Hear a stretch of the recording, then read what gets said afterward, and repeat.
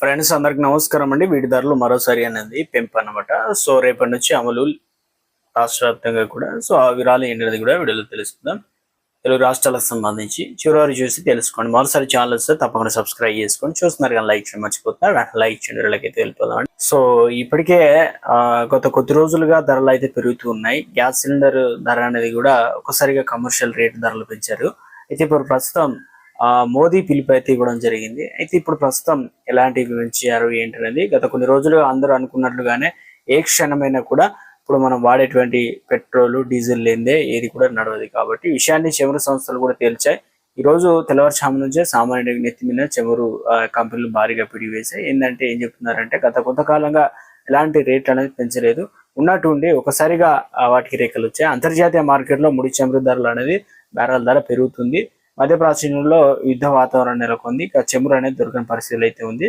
అయితే స్టాక్ ఉన్నప్పటికీ కూడా సో కంపెనీల పైన అదనపు భారం పడుతుంది, నష్టం అయితే కలుగుతుంది అనే నేపథ్యంలో ఇక ఇప్పుడు లీటర్కు మనకు పెంచారనమాట. దేశవ్యాప్తంగా కూడా అన్ని రాష్ట్రాల్లోనే ఇంప్లిమెంటేషన్ అవుతుంది. పెట్రోల్ లీటర్కు సగటున ₹3, డీజిల్ లీటర్కు ₹3 చొప్పున పెంచుతూ చమురు సంస్థలు ఉత్తర్వులు అయితే జారీ చేశాయి అనమాట.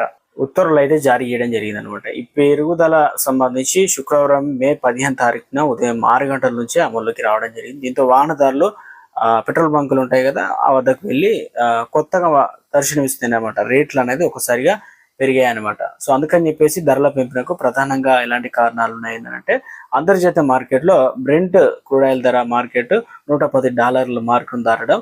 సో ఇందుకు సంబంధించి ఇవన్నీ కూడా దేశ వ్యాప్తంగా కూడా కంపెనీలకు నష్టాలు గత కొన్ని వారాలుగా ధరలు పెంచకపోవడం వల్ల చమురు కంపెనీలు రోజుకు దాదాపు 1000 కోట్ల పైగా నష్టాన్ని చూస్తున్నాయి. ఇప్పుడు నగరాల వారీగా ధరలు ఎంత ఉన్నాయని చూద్దామండి. దేశ రాజధాని ఇప్పుడు న్యూఢిల్లీలో చూసుకున్నట్లయితే ₹3 పెంచారు కదా. సో కొత్త ధర వచ్చేసి ₹97 చేరింది.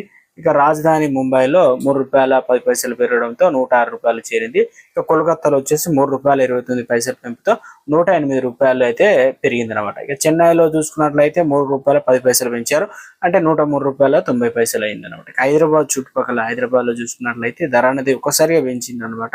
ఇక్కడ వచ్చేసి పెరగడంతో పెట్రోల్ ధర ₹110.89 అయితే చేరినట్టు మనకి అదేవిధంగా లీటరు గుంటూరులో కూడా ₹112 అయితే చేరింది. బెంగళూరులో కూడా వీటి ధరలు అయితే ₹106.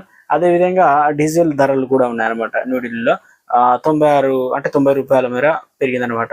సో అదే హైదరాబాద్ లో ₹3.26 పెరిగితే ₹98 వద్ద కొనసాగుతుంది. గుంటూరులో ₹100 ఉందన్నమాట. ఇక అంటే దేశ ఆర్థిక రాజధాని ముంబైలో 93.14, కోల్కతాలో కూడా ఈ రకంగా పెరుగుతూ వస్తుంది అనమాట.